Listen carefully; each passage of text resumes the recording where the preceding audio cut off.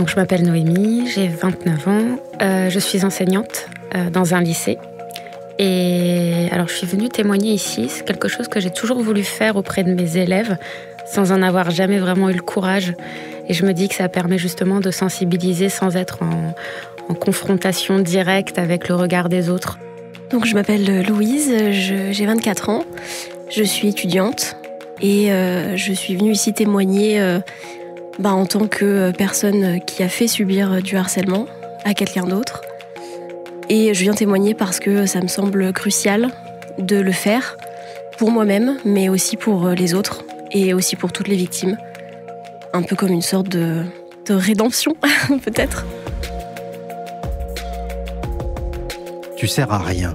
Ces mots résonnent dans les cours de récréation. On peut les lire et les entendre sur les réseaux sociaux. Tu sers à rien. Des paroles anodines comme ça. Pourtant, ces mots blessent et laissent des traces. Répétés, jour après jour, ils font beaucoup de mal à ceux qui les reçoivent. Peut-être même que vous en avez été la cible, ou vos amis, voire vos propres enfants. Peut-être aussi que vous avez participé à la propagation de ce lent poison. Dans ce podcast, il n'est pas question de jugement, mais plutôt d'écoute et de partage pour faire cesser le fléau que représente le harcèlement scolaire. Vous vous apprêtez à écouter deux voix, aux expériences totalement opposées. Tout d'abord celle de Noémie, harcelée à l'école à cause de son poids et de ses bons résultats scolaires. Et puis celle de Louise, une élève populaire qui a pendant des années harcelé sa meilleure amie. Toutes deux nous racontent leurs souvenirs et se trouvent même des ressemblances. Leur témoignage est précieux car il raconte un phénomène qui touche tout le monde, partout. En moyenne, dans chaque classe du pays, un enfant est harcelé et a besoin d'aide. J'étais une enfant très souriante, très rigolote, très avenante. J'étais une enfant qui interagissait beaucoup, notamment avec les adultes, du fait peut-être de mon haut potentiel. J'ai été diagnostiquée au potentiel. Et physiquement, enfant, j'avais des grosses joues. Mais sinon, un léger surpoids qui s'était un petit peu installé. Mais à part ça, rien de particulier. J'ai eu des lunettes qui sont arrivées, puis des appareils dentaires qui sont arrivés au cours de la primaire. Mais voilà. Moi, j'étais une enfant, une petite blondinette tout à fait rondelette. Et j'étais très extravertie. Moi aussi, en fait, j'aimais beaucoup parler avec les autres personnes, les adultes, les enseignants. J'aimais beaucoup le contact avec mes enseignants. Je trouvais ça chouette de pouvoir parler avec eux de plein de sujets différents. Je parlais à des gens un peu au pif. Voilà. Donc voilà, c'était un peu mon caractère, un peu joyeuse, comme ça, quoi. Alors moi, je viens d'une famille, je dirais, particulière. Mon papa était légionnaire, donc j'ai pas grandi avec lui. Mes parents se sont séparés quand j'ai 2 ans. J'ai grandi du coup avec ma maman, qui a été toujours un pilier dans ma vie, et mon beau-père. Mon père s'est remarié avec une femme qui m'a un petit peu malmenée, une belle-mère un petit peu comme dans les dessins animés, quoi, la belle-mère de Cendrillon un peu. Ils ont eu des jumeaux. Une petite fille, Molly, et un petit garçon, Michael. Et la petite fille est décédée quand elle avait 6 mois. Et donc ça a marqué vraiment mon enfance. Ça a été très dur. Et mon père ne m'a pas reparlé pendant des années après le décès de cette petite sœur. Mais donc j'ai un demi-frère. Et puis l'ambiance à la maison, je dirais, j'ai jamais manqué de rien, mais c'était très sévère, c'était très cadré. Il y avait des principes, c'était la politesse. Bonjour, merci, s'il vous plaît. Au revoir, on ne crie pas, on ne réclame pas. Mais j'étais pas malheureuse. Alors moi, je viens aussi d'une famille recomposée. Donc mes parents se sont séparés quand j'avais 4 ans. Et nous avons déménagé avec ma mère à Paris pour suivre son nouveau compagnon, donc mon beau-père actuel. Il y avait une ambiance super sympa à la maison. On avait toujours, moi, j'ai toujours eu la chance de partir en voyage, de découvrir vraiment beaucoup de choses et d'avoir accès en fait à pléthore en fait d'objets et de connaissances qui faisaient que j'étais vraiment comblée. Alors moi, de mon côté, l'école, c'était très ambivalent. J'aimais beaucoup ça, mais qu'est-ce que je m'ennuyais. Et donc on avait fait un rendez-vous avec un psychologue qui avait diagnostiqué la première fois. Donc à l'époque, on ne disait pas haut potentiel, on disait surdoué. Donc j'ai eu un test de QI, j'ai été diagnostiquée une première fois. On pouvait de toute façon rien faire parce qu'on m'avait proposé de sauter 2 classes. Et ma maman a dit non parce que c'était trop d'un coup. Elle avait peur justement qu'à un moment donné, il y ait un trop grand gap d'âge et d'état d'esprit, de maturité entre les élèves de ma classe et moi. Donc je suis restée dans un cycle scolaire normal. Et j'ai beaucoup changé d'école aussi. Donc oui, ambivalent, pas de douleur particulière. J'aimais beaucoup apprendre. J'adorais apprendre, mais parfois je m'ennuyais beaucoup. Moi, j'ai toujours adoré l'école. J'ai toujours adoré apprendre. J'avais un très bon contact avec les enseignants. J'avais un très bon contact avec les autres personnes, enfin les autres élèves. J'ai jamais eu de problème pour me faire des amis. J'ai jamais eu de problème pour, comme je disais tout à l'heure, pour parler avec les autres personnes. Donc c'était vraiment bien. Le harcèlement a commencé quand je devais être en CM1, où j'étais dans une classe double, CM1, CM2, avec donc des élèves qui étaient plus âgés que moi et qui ont peut-être commencé à me stigmatiser un peu du fait de mon apparence. Donc j'étais grande, j'avais un appareil dentaire, j'avais des lunettes, j'étais l'intellote de service, je participais beaucoup en classe, et ça n'a pas plu. Je me souviens pas tellement, en primaire en tout cas, du profil de mes harceleurs. J'avais l'impression que ça concernait toute la classe, qu'il y avait un gros effet de groupe. Je trouvais quand même des personnes avec qui jouer dans la cour, mais c'était des enfants plus jeunes. Ou alors je passais toute la récréation à marcher à côté de la maîtresse ou à côté du maître. Mais pas de profil type en particulier. C'est une version du harcèlement qu'on a tendance à sous-estimer, c'est le rejet. Le rejet pur et simple, le fait de mettre un élève complètement à l'écart. En fait, ça aussi, c'est une forme de harcèlement. Je crois pas que j'étais consciente de ce qui m'arrivait. J'étais jeune et pour moi, c'était comme ça. J'étais différente et les gens différents, on les exclut. Et moi, je l'ai vécu réellement comme ça. Je me souviens pas tellement des situations de harcèlement, mais je me souviens de la réaction des adultes qui ont voulu me protéger à ce moment-là, où tous les vendredis, j'allais faire des mathématiques dans la classe des CM2. Alors que j'étais en CE2. Et il m'avait pris à part à la cantine en me disant, surtout si on te demande où tu es, tu dis que tu es puni. Parce que leur crainte à l'époque, c'était que les autres élèves m'embêtent plus s'ils savaient que j'allais faire des mathématiques en CM2 du fait de cette image un peu d'intellote, que si j'étais punie. Et donc pour me protéger, en fait, je devais dire que j'étais punie. Et ça, c'est un petit souvenir un peu marquant du début de mon harcèlement. Oui, donc moi, le harcèlement que j'ai fait subir, ça a commencé au collège, où j'ai rencontré la victime, justement, lorsque j'étais en 5e. En fait, il faut savoir que moi, j'ai déménagé de Paris jusqu'à Bordeaux. Et je suis arrivée à Bordeaux en 5e, au milieu de l'année. On s'est rencontrés là et en fait, on a tout de suite accroché. On s'est tout de suite très bien entendus. Et on est devenus assez proches, en fait, assez vite. Alors, pour son caractère, elle était assez timide, plutôt réservée. C'est moi qui suis allée vers elle. Et en fait, je me suis rendu compte de la raison pour laquelle elle était timide la première fois que je suis allée chez elle. Elle m'a invitée pour goûter, parce qu'en fait, on habitait dans le même quartier. Et en fait, c'était tellement différent de chez moi, dans l'ambiance, dans honnêtement, même jusqu'à la propreté. Ça se voyait qu'elle n'avait pas une situation de vie facile. Elle avait un papa qui travaillait aussi dans les militaires et qui donc était souvent loin. Et en fait, du coup, c'était sa maman qui la gardait. Et sa maman était affreuse. Vraiment complètement horrible. Encore aujourd'hui, elle ne se parle plus d'ailleurs. Mais ça expliquait un peu son comportement à l'école où elle était un petit peu renfermée sur elle-même. Donc cette situation de harcèlement, elle a commencé quand j'avais 14 ans et elle 13. La première fois que je lui ai fait subir du harcèlement, c'était parce que on s'était tellement disputé en long, en large, en travers. Elle m'avait dit des choses vraiment méchantes, et moi aussi, j'étais pas en reste. Et en fait, ça m'avait tellement blessée ce qu'elle m'avait dit que j'étais dans une colère qui était énorme en fait. Enfin, c'est presque comme si ça me dépassait parce que j'avais l'impression qu'elle me devait des choses, mais c'était renforcé par la colère, alors que j'avais jamais pensé à ça. Mais là, de colère, je me suis dit, mais en fait, elle mérite que je lui pourrisse la vie. Et donc, la première situation, ça a été quand j'ai dit à mon groupe d'amis, qui se composait quand même de manière assez globale d'une très grande partie de la classe, que je m'étais fâchée avec elle et que il était hors de question qu'on lui parle. Et donc en fait, ça a commencé comme ça, où plus personne lui parlait. Et donc elle était toute seule. Il y a certaines similitudes déjà dans les profils, à la fois dans mon profil d'élève harcelé et de la personne du coup que Louise a harcelée. À partir du moment où j'ai eu 10 ans, j'ai eu de très grosses difficultés familiales. Mon beau-père est parti, ma maman a fait une grave dépression avec des tentatives de suicide, de l'alcool, un salaire de misère. Et moi, je me suis retrouvée toute seule avec elle. Complètement seule. Donc effectivement, dans une situation de détresse où... et surtout avec cette règle terrible, enfin, pas terrible, mais tout de même, ce qui se passe à la maison reste à la maison.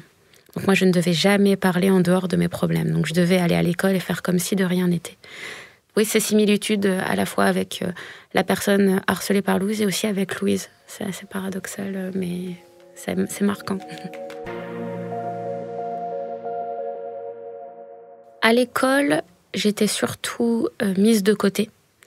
Mais tellement mise de côté, on voulait tellement pas être avec moi, qu'il y a une fois où nous sommes partis en classe de neige, et je n'avais trouvé personne avec qui dormir, donc on m'a mise dans une chambre avec 2 autres jeunes filles, qui étaient gentilles, timides, bonnes à l'école, un profil très, très classique. Et la maîtresse est venue me voir le premier jour où on est parti en classe de neige pour me dire « C'est quoi ces histoires ça va pas de menacer tes camarades ?» Je n'avais absolument rien fait. En fait, les jeunes filles avaient dit que je les avais menacées avec un couteau pour pouvoir changer de chambre, pour ne plus être avec moi. C'était complètement faux, un couteau. Enfin, disons, non. Je pense que ces moments où j'étais loin de chez moi, c'était aussi des moments, oui, où j'étais plus vulnérable. J'étais certes vulnérable à la maison parce que j'avais une situation familiale compliquée, mais j'étais encore plus vulnérable quand j'étais loin de chez moi parce que j'étais livrée à moi-même.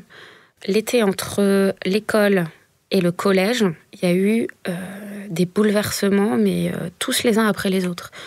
Donc, mon beau-père est parti de la maison, ma mère a commencé à faire une grave dépression. Donc moi, en fait, je me suis retrouvée à 10 ans à devoir me gérer toute seule. Et j'ai eu ma puberté qui a fait un énorme boom en 2 mois. Ce qui fait que j'ai pris 10 cm, j'ai eu de la poitrine et j'avais toujours les lunettes et l'appareil dentaire. Donc je suis arrivée au collège avec une forte poitrine, avec toujours ces grosses joues, ce physique un peu disgracieux et ce profil d'intellote. Donc des remarques sur mon physique, l'intellote à qui on ne parle pas. Et il y a eu un événement très marquant en 5e. Et j'ai vu une jeune fille de 3e embêter une plus petite que moi, qui s'appelait Molly, comme ma sœur qui était décédée. Et là, dans ma tête, ça a vrillé. Et je suis allée voir cette grande fille. Et je lui ai dit, par contre, Molly, tu la touches pas. Et là, elle m'a mis un énorme coup de pied dans le tibia. Et elle a commencé à me harceler. Elle avait dû me dire quelque chose du genre « Toi, je te lâcherai pas ». J'ai été enfermée dans les vestiaires. Elle m'attendait dehors et j'avais peur de sortir parce que j'avais peur de me prendre des coups. Dans la rue aussi, on habitait dans la même petite ville. Et donc, dans la rue, dès que je la croisais, elle venait d'une très grande famille. C'était une jeune fille qui avait des problèmes, qui venait d'une famille avec des problématiques sociales assez fortes. Et dès que je croisais un des frères et sœurs, ou le papa, ou la maman, j'étais terrifiée et je changeais de trottoir. Et c'est comme ça que ça s'est installé et c'est comme ça que ça s'est poursuivi.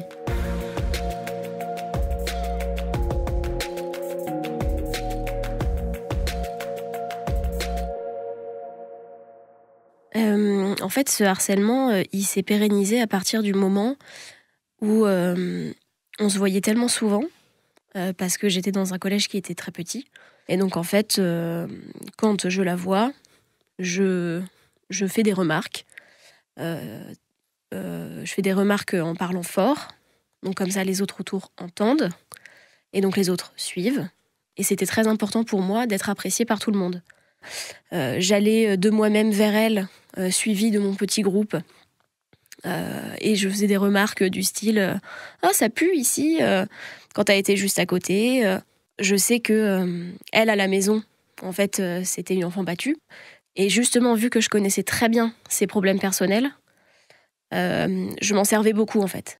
Je lui disais des choses du style c'est pas étonnant que ta mère t'aime pas, regarde comment t'es, tu peux que la décevoir, regarde ce que tu fais à l'école, comment est-ce que tu peux t'habiller comme ça et penser que les gens vont t'apprécier.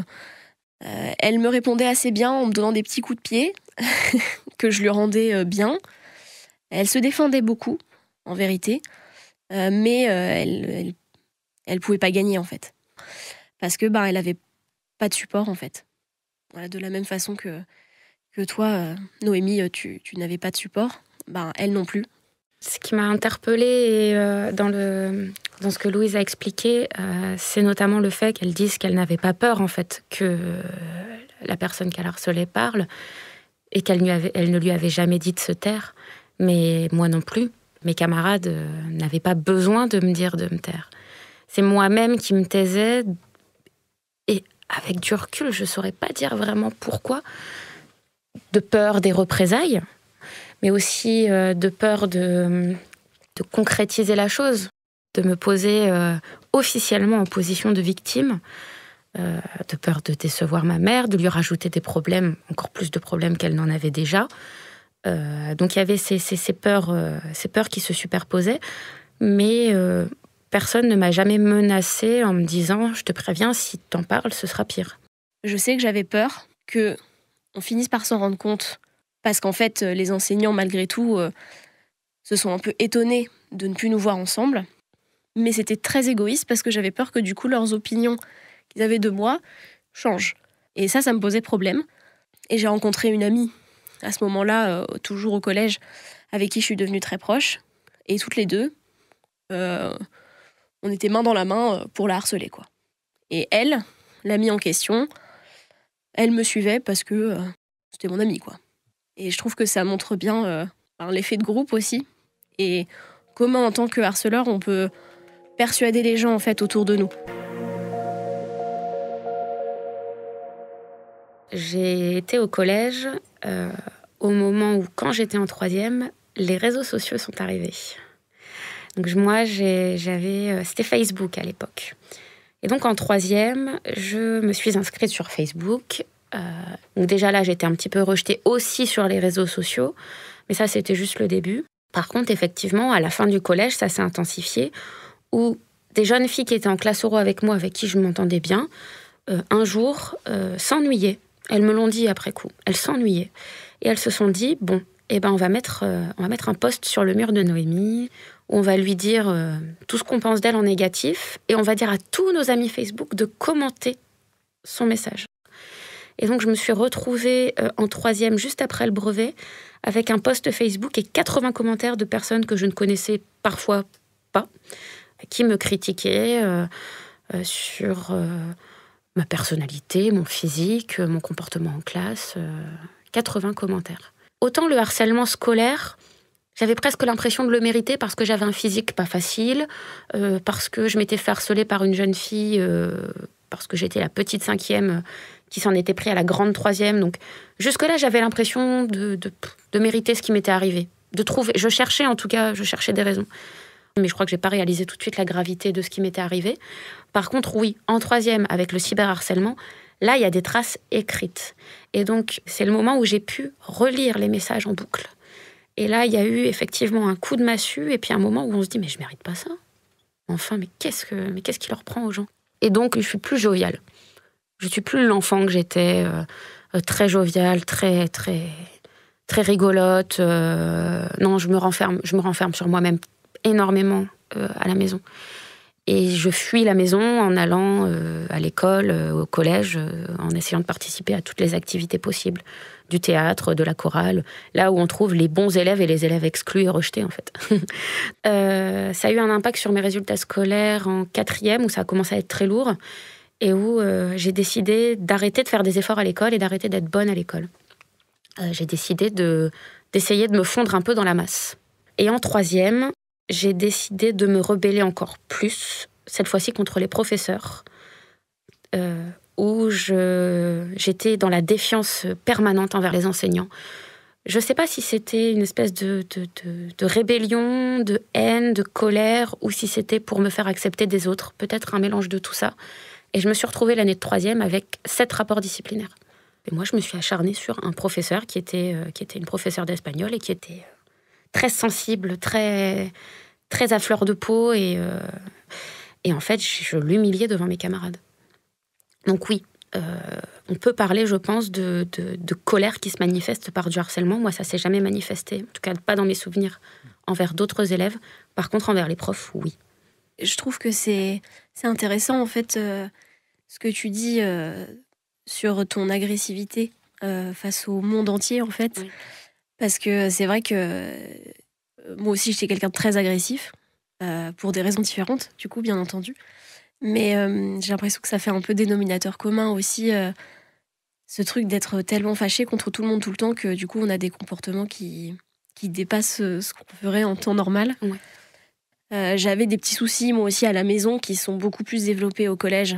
Mais donc, qui ont fait que je me suis construit une identité qui n'était pas l'identité que moi j'avais vraiment, pour faire en sorte que le plus de personnes m'aiment. Et donc, en fait, à partir du moment où j'ai trouvé un nouveau type de groupe social dans le fait de harceler quelqu'un, j'ai tout fait pour me conformer à ce que c'était que d'être une harceleuse. Mais du coup, j'ai essayé de faire en sorte d'être la harceleuse parfaite pour encore plus rentrer dans ces groupes sociaux-là. Et à l'époque, je trouvais même pas que c'était mal, en fait, ce que je faisais. Parce que j'étais tellement aveuglée par tout ça que c'était logique, en fait, franchement. C'était logique. Et c'est peut-être ça, en fait, qui fait peur, c'est que je voyais pas le mal, vraiment. J'ai vu le mal après, mais au tout début, ça me semblait... je me suis dit, au pire, elle mérite.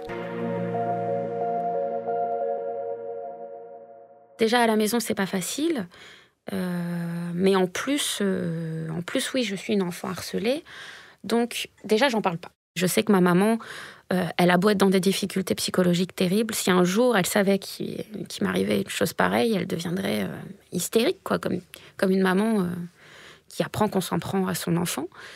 Ma maman, elle a quand même entendu parler donc, de la grande troisième qui m'embêtait en réunion parents-prof, où ma professeure principale lui a dit « Bon, bah alors, Noémie, est-ce que ça va mieux avec Agathe ?»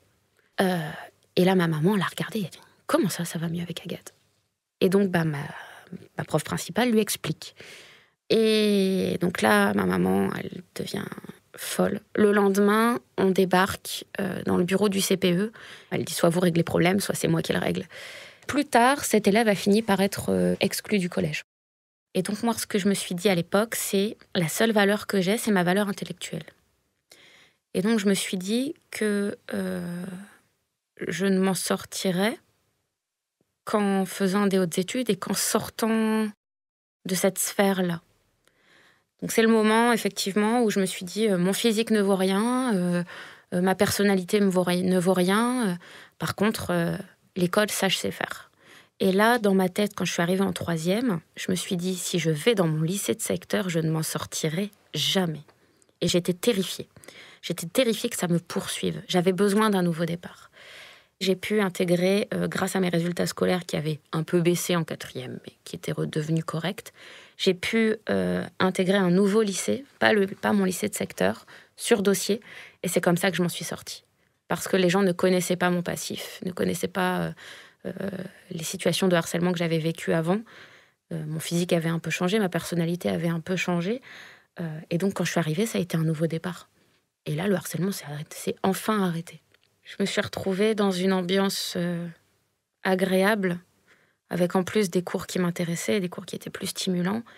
Je me suis retrouvée avec une camarade, qui est maintenant une de mes meilleures amies, au lycée, qui m'a invitée à son anniversaire. Et j'ai pleuré. En fait, j'ai pas compris. Quand elle m'a invitée à son anniversaire, je n'ai pas compris. Je me suis dit, mais qu'est-ce qui m'arrive ? Effectivement, les gens ont commencé à me parler. C'est le moment où j'ai terriblement eu peur de reprendre du poids. J'avais très peur qu'on commence à m'attaquer à nouveau sur mes vêtements et sur mon poids. Je venais d'un milieu social qui n'était pas le même que les élèves qui étaient autour de moi en classe. Donc j'ai commencé à travailler, j'avais 14-15 ans pour avoir de l'argent pour me payer des vêtements, et j'ai commencé à réduire petit à petit les apports alimentaires. Et donc, entre la fin de la seconde et le début de la première, j'ai eu cette terreur qui m'a envahie. Et c'est comme ça que j'ai commencé à me faire vomir pour faire en sorte que mon physique plaise et qu'on puisse plus jamais m'attaquer là-dessus. Ma maman a fini par m'envoyer voir un psychologue. Et donc, j'ai eu une psychothérapie pendant 2 ans. Et presque sans m'en rendre compte, je m'en suis sortie petit à petit. Mais j'ai eu des rechutes plus tard. On s'en sort jamais. C'est comme une addiction, l'anorexie. C'est comme une addiction à la cigarette ou une addiction à autre chose. C'est que quand on arrête, on est toujours à un cheveu de replonger. Mais effectivement, le suivi psychologique m'a beaucoup aidée. Je rebondis sur ce que tu disais par rapport au physique, justement. Parce que c'est vrai que j'ai l'impression que c'est un dénominateur un peu commun aussi dans les situations de harcèlement. C'est facile d'attaquer sur le physique de quelqu'un.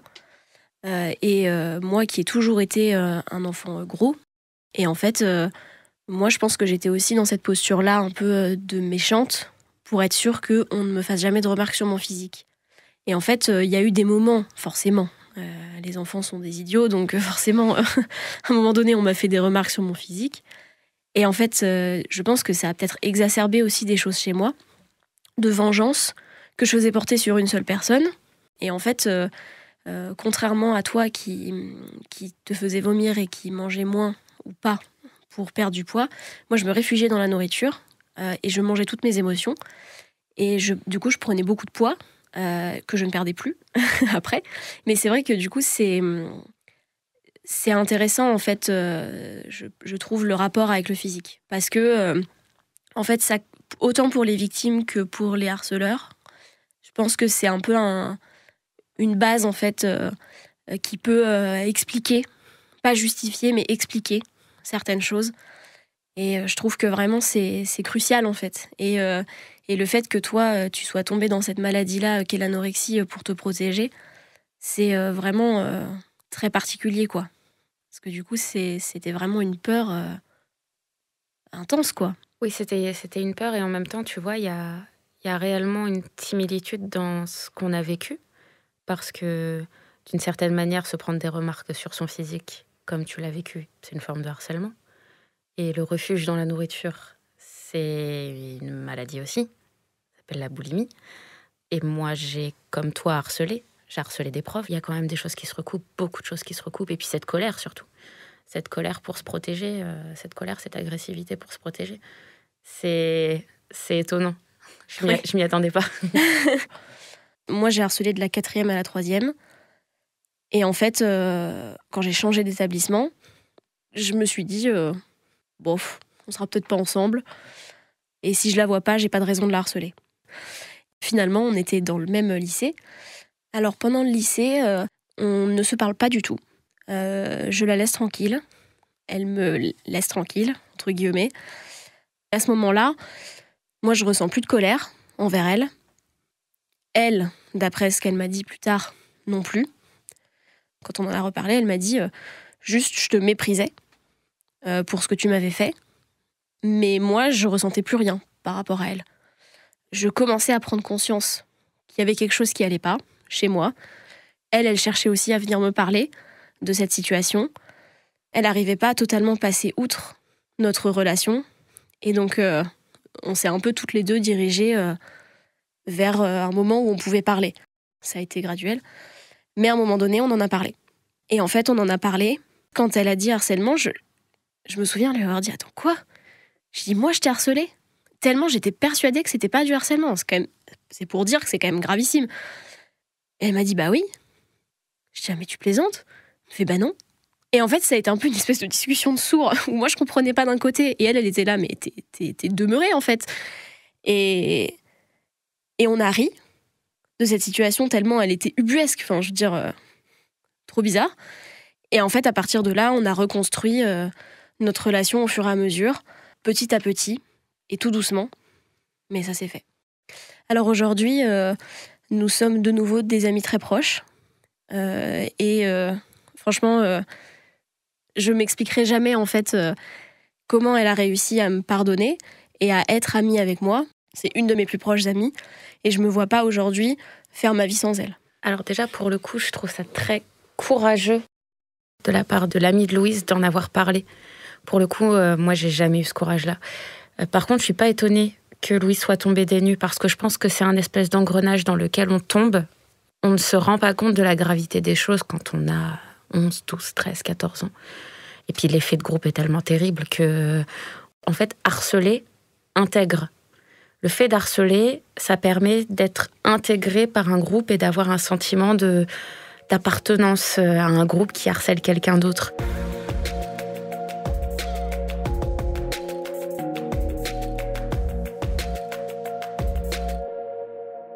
Le fait d'avoir subi du harcèlement dans mon enfance et mon adolescence, ça a eu une grande influence sur ma vie. Ça a toujours une influence sur ma vie, et à plusieurs égards.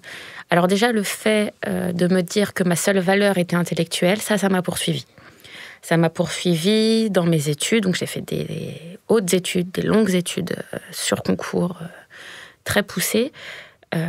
Et en fait, je me suis rendue malade dans le travail alors que j'étais juste étudiante. Mon premier burn-out, j'avais 21 ans, 22 ans. Je suis tombée dans une grave dépression avec tentative de suicide. J'avais 24 ans, 25 ans. Je ne sais pas si j'avais vraiment envie de partir ou si c'était un appel au secours, mais j'avais quand même pris beaucoup de médicaments. Et donc là, j'ai été hospitalisée pendant 2 mois et demi dans une clinique psychiatrique privée. Où j'ai réellement eu un suivi et où j'ai réussi à m'en sortir avec du temps. J'ai réussi à m'en sortir un peu pour allaiter mon fils. Dès que je vis une situation d'injustice, j'ai l'impression que le monde s'effondre. Il y a aussi cette angoisse quand je rentre chez moi dans ma ville, de croiser quelqu'un qui a été au collège avec moi. Par exemple, là, je viens d'avoir un bébé. J'ai forcément pris du poids du fait de ma grossesse. Je suis terrifiée à l'idée que des personnes qui sont allées au collège avec moi me croisent avec cette prise de poids. Ça a toujours été quelque chose de lourd et encore plus maintenant. Et mon fils aussi. Mon fils a mes joues. Et j'ai peur qu'il se fasse embêter à l'école. Il a 5 mois. J'ai déjà peur qu'il se fasse embêter à l'école parce qu'il a des grosses joues. Ça me terrifie. Par contre, le point positif là-dedans, c'est qu'en tant qu'enseignante, je suis très sensible à ça. Et donc, je détecte rapidement, ou en tout cas, je suis à l'écoute. Je suis très à l'écoute. Parce que si ça peut aider des élèves à s'en sortir, je me dis, si au moins ça peut servir à ça, tant mieux, que ça serve. Ça me donne une humanité différente, ça me donne un rapport à l'élève qui est peut-être différent des autres enseignants. Mais par exemple, je suis professeure principale et la première question, parmi les questions que je pose à la rentrée dans un petit questionnaire, c'est « Avez-vous déjà été harcelé ?» Et les élèves qui ont déjà été harcelés, je suis doublement, triplement vigilante. La raison pour laquelle je témoigne aujourd'hui, en fait, quand j'ai vu la story Instagram de l'appel à témoignage, je l'ai mise en pause et je me suis vraiment posée dessus. Et je me suis dit, est-ce qu'il y a beaucoup de personnes dans mon cas qui vont faire cette démarche ? Et donc, je témoigne vraiment pour que de potentiels futurs harceleurs, harceleuses se rendent compte de ce qu'ils sont en train de faire, se rendent compte de comment ça commence. Parce que moi, je me suis pas rendu compte et qu'ils puissent s'arrêter, en fait. Et le but, c'est vraiment que ça serve. Et je trouve que cette démarche, elle est intéressante parce que, comme je disais tout à l'heure, elle permet de mettre en face à face des vrais gens avec des vrais gens. Les gens qui vont écouter, ils savent que c'est des vraies situations, de vraies personnes. Et c'est crucial. Donc c'est pour ça que je témoigne. Merci.